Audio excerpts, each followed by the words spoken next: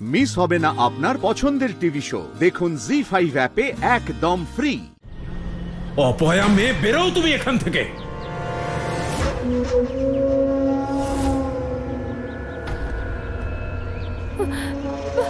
বেরো বাবা। যাও, চলে যাও। একবার ওকে দেখতে দিন না বাবা। অনেক ক্ষতি করেছো তুমি আমাদের। তোমার পাল্লায় পড়ে আমার ছেলেটার প্রাণ যেতে বসেছে। আমি তোমার মুখও দেখতে চাই না। তুমি এখান থেকে চলে গেলে হয়তো আমার ইন্দ্র প্রাণে বেঁচে যাবে। কিন্তু বাবা। সাথী, সাথী, আমি তোমার কাছে হাত জোড় করছি, আমার ছেলের থেকে দূরে থাকো।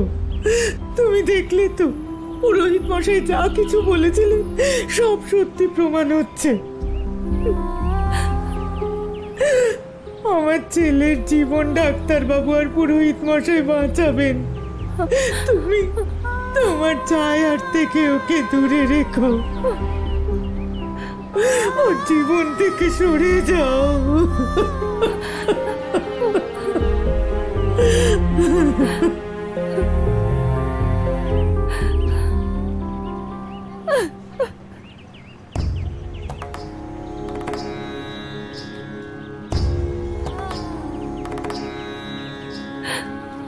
সাথী,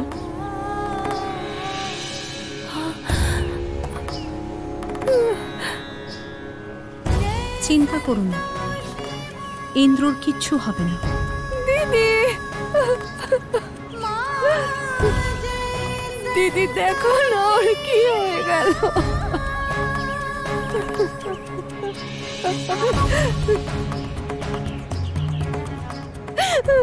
সামলে নিজেকে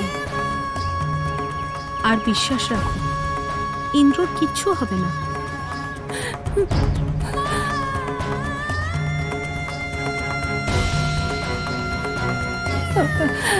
অতি অদ্ভুত দৃশ্য, যেখানে ভক্ত আর ভগবান দুজনেই চোখের জল ফেলে দুঃখ ভাগাভাগি করছে। দেবী পৌলমী, ভক্ত আর আরাধ্যের মিলনের এই অনুভূতি অত্যন্ত সন্তোষজনক হয়, যে অনুভূতি আপনি উপলব্ধি করতে পারবেন না। আরে সাথী, মা। সাথে শান্ত হ, শান্ত হ।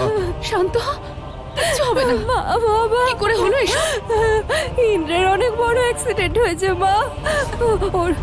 ওর খুব আঘাত লেগেছে, অনেক রক্ত বেরিয়েছে। ও কেমন আছে জানি না মা। তুই বাইরে কি করছিস?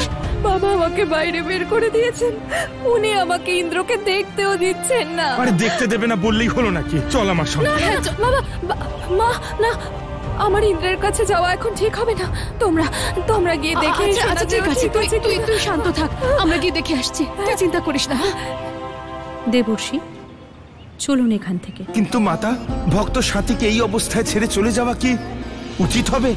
দেবর্ষি, প্রত্যেক মানুষকে কিছু সংঘর্ষ একাই করতে হয়। জি5 ডাউনলোড করুন আর সব এপিসোড দেখুন একদম ফ্রি।